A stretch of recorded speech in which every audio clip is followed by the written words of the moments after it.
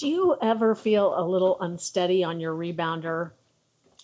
I found a surprising exercise that made me more confident and balanced. Except for there.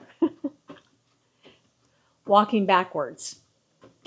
I tried it for 30 days every day, and here's how it improved my rebounding. Backwards walking forces you to use the same stabilizing muscles you need for rebounding core, hips, and quads. It trains proprioception, your body's ability to know where it is in space, which is key for bouncing safely. Like rebounding, it's a low impact way to improve balance and coordination. Studies show that retro walking strengthens knee stabilizers, which is helpful when you're landing and pushing off the rebounder mat. So when I started for just 5 minutes a day, and I started in my hallway and around my kitchen island. And after I felt good at 5 minutes, I worked up to 10 minutes a day and kind of just worked it into my fitness routine. I mostly did it on my treadmill, which this is a walking pad. It's also a treadmill, but honestly, I'm going slow. I'm going 1 mile per hour. So you can go faster, which I think that helps you. And then you can also go on an incline too, but you need to work up to it and you'll start feeling it in your quads a lot. But where I started in my hallway and just kind of went back up and down my hallway because you've got walls, right? So if you feel like you're gonna fall or something like that, but you can work that out and you can do short intervals. So if you want to do, say, like 30 seconds walking backwards, and then to do it safely, I won't spin around on this while it's still moving. To do it safely, you'd want to step off, turn around, and then go the other way. Maybe for like 3 minutes, maybe go a little faster, and just kind of change it up from there. Now I like this walking pad. The walking pad's easier to use than the treadmill, mostly because you've got this little remote that you can use with it, and it counts it down. I really like this. This is, I'll link my walking pad.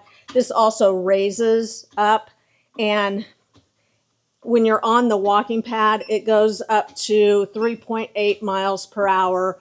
But if you want to use it as a treadmill, this bar down here raises up and you can use it as a treadmill, and it goes up to, I believe, 7.8 miles per hour. So I'll link it in the description if you're thinking about a walking pad. It's around $200, maybe a little bit less.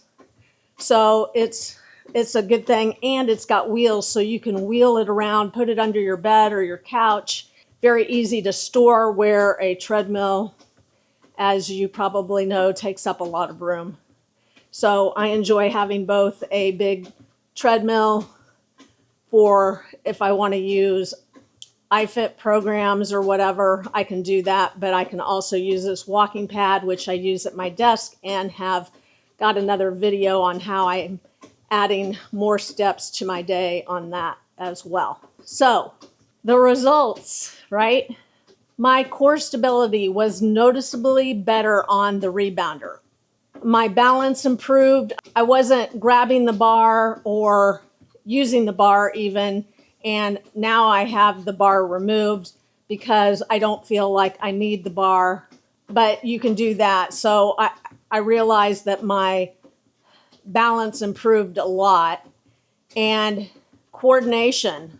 I felt when I bounced side to side on the rebounder, I just felt like I've got this and didn't feel like, I was gonna hop too far and fall off or anything. My knees felt stronger after I got off of it, and my quad muscles ached a little bit. Not bad, but, and you can see I just purposely kind of tripped myself up there just to show you wobbling where I could recover easier when, if you would slip and hit the side or whatever, I didn't feel like I needed to grab onto something to correct myself. So that's a really good thing. Mentally, I felt more confident to try fun routines and not worry about falling. So what I do now is I warm up for 2 minutes on the walking pad before I start rebounding. I also do walking backwards on rest days from rebounding and walking, just to train balance, because most important, you've got to have balance at this age. You all know that. You all either are struggling with balance or you've got a handle on it. So I also add intervals. Rebound for 2 minutes, then step off and walk backwards for 1 minute. Progress to doing backward steps on the rebounder itself. Super slow at first, holding a bar if you have one, or a door or a wall, but always be safe about it. But walking backwards, it challenges your brain. So because you're not used to it, how often do you walk backwards? Probably not very often. So it challenges you mentally, and just because you have to think about where you are.